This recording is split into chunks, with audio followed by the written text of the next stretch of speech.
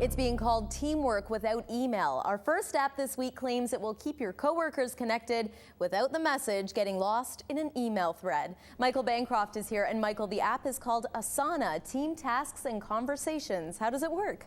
This app's fantastic for those people that do group work, say at university or at school, because basically it keeps you all on track, all in the one place. So if you've assigned tasks to multiple people and you need to know when they've completed it or if there's a due date, it'll keep you on track so you can always check in where they're at, check the progress. And I think this is great. If I had this when I went to university, I probably wouldn't have been so haphazard and all over the place, and maybe would have made those deadlines a little bit better.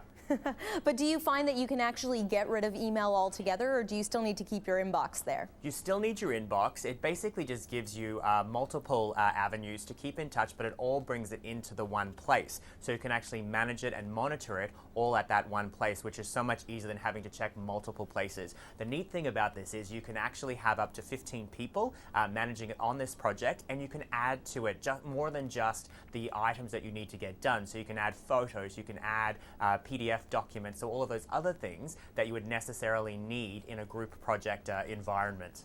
Definitely useful. Well, up next, it's a social fitness community for women with 24/7 fitness tracking and interaction with elite female athletes. The app is called Under Armour Women. I will what I want. Michael, this app sounds like it's a good exercise motivator.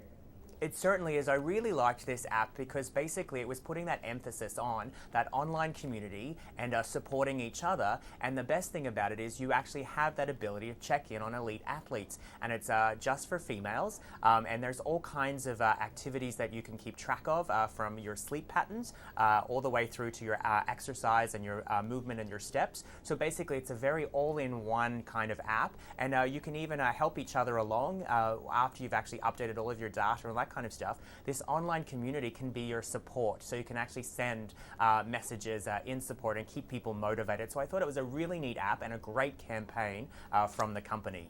It seems like a very popular thing nowadays to share things like your progress photos and get that support from other athletes. It certainly is, and I think it's a great way to actually build your friends base and your community base, and basically find people that have the same likes and hobbies. And this is neat because you actually can take videos of your activities and upload it. So that's kind of nice as well. And it's also, you can use all kinds of devices to keep track of your activity. So everything from a Fitbit to your iPhone 5S, as well as Jawbone Up. Another one to check out for sure.